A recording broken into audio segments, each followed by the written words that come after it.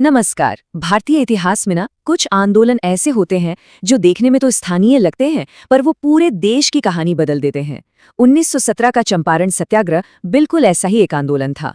ये सिर्फ बिहार के कुछ किसानों का विरोध नहीं था, बल्कि ये वो चिंगारी थी जिसने भारत की आज़ादी की लड़ाई को एक बिल्कुल नई दिशा दे दी। तो चलिए आज इसी कहानी को समझते हैं कि कैसे चंपारण ने गांधी जी को महात्मा बनाया और स्वतंत्रता संग्राम की पूरी तस्वीर ही बदल दी। अच्छा, तो इस पूरी कहानी को हम स्टेप बाय स्टेप समझेंगे। सबसे पहले हम चंपारण के किसानों की उस दर्द भरी आवाज को सुनेंगे जिसने गांधी जी को वहां आने पर मजबूर किया। फिर हम तिनकठिया सिस्टम की उन जंजीरों को खोलकर देखेंगे जिसमें किसान जकड़े हुए थे। इसके बाद जानेंगे कि गांधी जी का विरोध करने का तरीका क्या था, उनके साथ कौन कौन से बड़े नेता खड़े थे, और आखिर में हम ये समझेंगे कि कैसे इस एक आंदोलन ने आजादी की लड़ाई का एक नया ब्लूप्रिंट ही तैयार कर दिया। तो चलिए कहानी शुरू करते हैं। समय है 20वीं सदी की शुरुआत का और जगह है बिहार का चंपारण जिला। यहाँ की जमीन बहुत उपजाऊ थी, लेकिन उस पर उगने वाली नील की फसल किसानों के लिए जहर बन चुकी थी। क्यों? क्योंकि ब्रिटिश बागान मालिक उनका जबरदस्त शोषण कर रहे थे और किसान बस खून पसीने से अपनी ही जमीन सींचने पर मजबूर थे। अब सवाल यह है कि ये सब हो क्यों रहा था। देखिए, सारी प्रॉब्लम की जड़ थी अंग्रेजों की इकोनॉमिक पॉलिसीज। उनकी नीतियां सिर्फ और सिर्फ अपने फायदे के लिए बनी थीं। उन्होंने खेती को एक बिजनेस तो बना दिया, लेकिन उसका सारा का सारा मुनाफा इंग्लैंड जा रहा था। किसानों को मजबूर किया जाता था कि वो खाने पीने की फसलें छोड़कर सिर्फ नील उगाएं, वो भी उन कीमतों पर जो बागान मालिक तय करते थे। नतीजा ये हुआ कि किसान अपनी ही जमीन पर मालिक नहीं, बल्कि एक तरह से बंधुआ मजदूर बनकर रह गए थे। तो ये सिस्टम था क्या आखिर? क्या था ये शोषण का पूरा चक्रव्यूह जिसने किसानों की कमर तोड़ दी थी? चलिए जरा और करीब से देखते हैं। इस व्यवस्था का नाम था तिनकठिया प्रथा। इसका मतलब बहुत सीधा और क्रूर था। हर किसान को अपनी जमीन के हर 20 कट्ठे में से 3 कट्ठे पर, मतलब 3/20 हिस्से पर नील की खेती करनी ही पड़ती थी। ये कंपलसरी था। इसमें न तो किसान की कोई मर्जी थी, न ही उसे फसल का सही दाम मिलता था। ये एक ऐसा कानूनी जाल था जिससे बाहर निकलना लगभग नामुमकिन था। और किसानों की मुश्किलें यहीं खत्म नहीं हुई। कहानी में एक अजीब सा ट्विस्ट आता है। जर्मनी में सिंथेटिक डाई मतलब आर्टिफिशियल कलर का आविष्कार हो गया। अब दुनिया को भारत की नील की कोई खास जरूरत नहीं रही। लेकिन सोचिए, इसका फायदा किसानों को नहीं हुआ, बल्कि उनका नुकसान और बढ़ गया। बागान मालिकों ने नील की खेती तब बंद करवा दी, लेकिन अपना घाटा पूरा करने के लिए किसानों पर गैर कानूनी टैक्स और लगान का बोझ लाद दिया। किसान बेचारे हर तरफ से एक ऐसे जाल में फंस गए थे जहां सिवाय कर्ज और गरीबी के कुछ नहीं था। और ऐसे ही बिल्कुल निराशा भरे माहौल में एंट्री होती है एक ऐसे लीडर की जिनका विरोध करने का तरीका ही सबसे अलग था। देखिए, गांधी जी का तरीका ही इस आंदोलन की जान था। उन्होंने ऐसा नहीं किया कि आते ही नारे लगाना या प्रदर्शन करना शुरू कर दिया। नहीं, उनका एक प्रॉपर सोचा समझा प्लान था। सबसे पहले वो राजकुमार शुक्ल के बुलावे पर चंपारण आए और जमीनी हकीकत को समझा।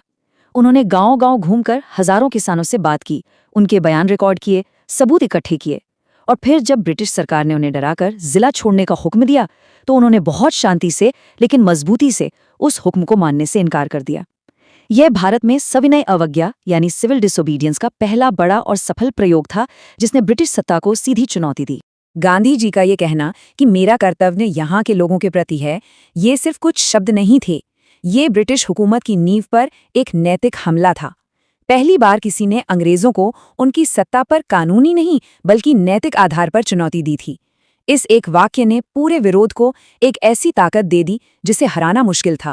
अब गांधी जी इस आंदोलन का चेहरा जरूर थे, पर ये लड़ाई उन्होंने अकेले नहीं लड़ी। ये समझना बहुत जरूरी है। उनके पीछे प्रभावशाली नेताओं की एक जबरदस्त टीम थी।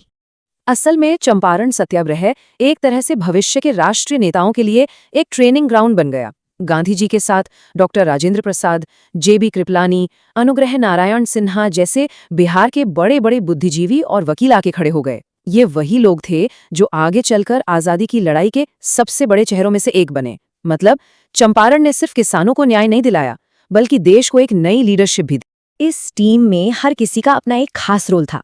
सबसे पहले तो राजकुमार शुक्ल, वो जिद्दी किसान जिनकी वजह से ये सब शुरू हुआ।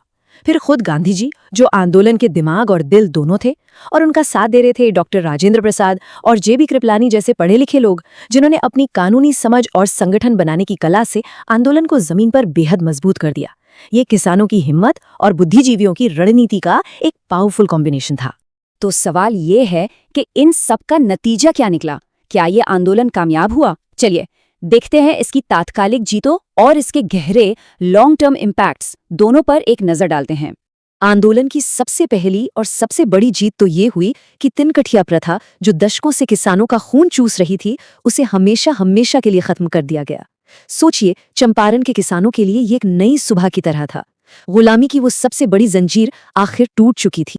अब ये जो 25% का आंकड़ा है, ये देखने में शायद कम लगे, लेकिन इसका मतलब पैसों से कहीं कहीं ज्यादा था। सोचिए, इतिहास में पहली बार ताकतवर ब्रिटिश बागान मालिकों को अपनी गलती माननी पड़ी और किसानों से अवैध रूप से वसूला गया पैसा लौटाने पर मजबूर होना पड़ा। ये सिर्फ एक फाइनेंशियल जीत नहीं थी, ये किसानों के आत्मसम्मान और हौसले की एक बहुत बड़ी नैतिक जीत थी। इसने ये साबित कर दिया कि अंग्रेजों को झुकाया जा सकता है। और यहीं से हमें चंपारण का असली बड़ा महत्व समझ में आता है। ये सिर्फ किसानों की एक लोकल जीत बनकर नहीं रह गया। जैसा कि ये दस्तावेज बताता है, चंपारण सत्याग्रह असल में भारतीय स्वतंत्रता संग्राम के लिए एक क्रांतिकारी मोड़, एक रियल टर्निंग पॉइंट साबित हुआ। इसने लड़ाई का तरीका, नेतृत्व और लक्ष्य सब कुछ बदल कर रख दिया। तो चंपारण की स्थायी विरासत क्या है? चलिए इसे कुछ पॉइंट्स में समेटते हैं। इसने पूरे देश को सत्याग्रह और सविनय अवज्ञा की ताकत दिखाई। इसने गांधी जी को एक ऐसे नेता के रूप में स्थापित किया जिसकी अपील पूरे भारत में थी।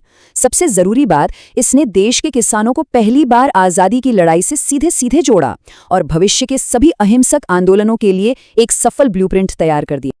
तो आखिर में ये सवाल हमें सोचने पर मजबूर करता है कि आखिर कैसे बिहार के एक छोटे से कोने में किसानों के एक शांतिपूर्ण विरोध ने न सिर्फ अपनी किस्मत बदली, बल्कि पूरे भारत की आज़ादी की लड़ाई का नक्शा ही हमेशा के लिए बदल दिया। चंपारण हमें यही सिखाता है कि जब सच्चाई, हिम्मत और सही रणनीति एक साथ मिल जाती है, तो बड़ी से बड़ी ताकत को भी झुकना पड़ता है।